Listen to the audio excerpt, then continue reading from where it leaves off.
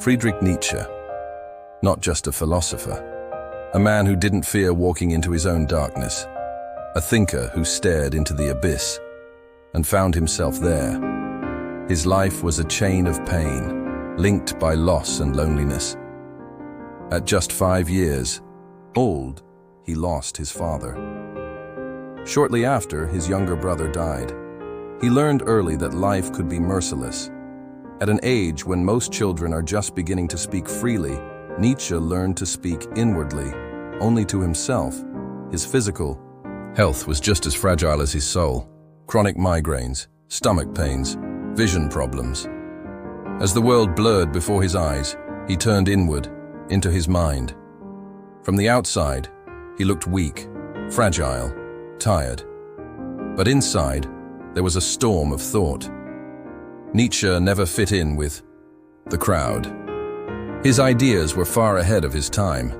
Neither universities nor scholars nor society could understand him. He was alone, but not in a trivial way. He embraced solitude and shaped philosophy within it. Because he believed, all truly great thoughts are conceived while walking alone. Every sentence he wrote carried the weight of lived pain. He didn't just think, he suffered, endured, and transformed it. And then he said, "That which does not kill me makes me stronger." This is not just a motivational quote, it's a declaration of defiance. Because to Nietzsche, running from pain was weakness. But transforming pain into meaning, that was strength. He was angry at society's hypocrisy, disgusted by blind faith. So he wrote one of the most controversial lines in history: "God is dead, and we have killed him." It wasn't a rebellion. It was a warning. A mirror held up to a world that had lost its sense of meaning. Nietzsche wasn't trying to destroy belief. He was trying to rebuild purpose.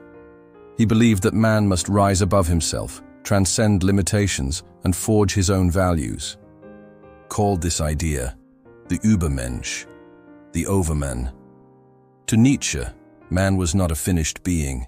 He was a bridge between what he is and what he could become.